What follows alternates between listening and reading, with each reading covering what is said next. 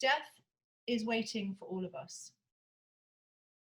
And fear of it affects every waking decision that we make. The unknown scares us. We feel weak before it. So we avoid thinking about it by any means. People don't want to imagine their own death, other people's death.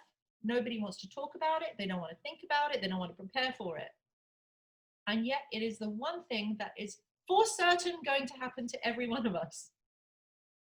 How unintelligent have we become as a society that we no longer prepare ourselves for a graceful dying? We have to become infused with God consciousness. What is God consciousness? It means consciousness of God.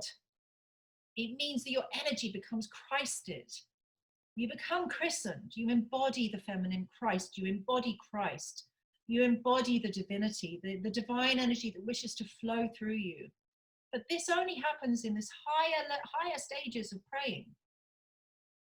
Until then, you're still clearing away the cobwebs of your consciousness. So be dedicated to your own emancipation, so that when it finally comes time to leave this world, that you will do so knowing that you came to earth and you fulfilled your earthly promises. You journeyed through your 7 stages of praying. You faced and you conquered your 7 veils, your 7 illusions that are there within each of your chakras, where the body meets, where the soul connects to and meets with the physical world. Now you are ripe and ready to illuminate the consciousness within eternal truth. The petals of the mind begin to open up, and the vine of holy name now becomes your sustaining power by which you can climb higher and higher and higher. And holy name at this point takes you beyond the policies and the practices of all worldly people. You know, we've all lived painfully insecure lives with unassured safety at every step, because we never know what's going to happen at any given moment. The world could come crashing in, our roof could cave in, my painting in front of me could hit me on the head and kill me. Something could happen, God forbid, something could happen to one of my family members, my friends, today, any day. War could come. We are all insecure every step of the way, especially now. Look at what's going on in the world. Everything's insane. But the beauty of these troubling times is that these troubling times are given to us so that we can ascend. Because what else is there to do? Are we gonna keep engaging in this crazy world and engaging with the craziness of people and governments?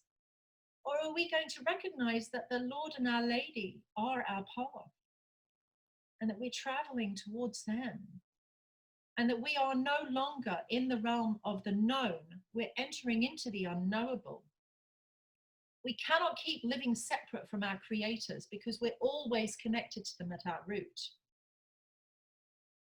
So I pray that the Almighty, that they grant you with divine mercy and with divine wisdom to successfully return to them, that they bless you with good grace, that they bless you with an eager heart, and that they bless you with the wisdom so that you are no longer lost. I pray that you give up the travesty of temporary living to indulge in the things of this world.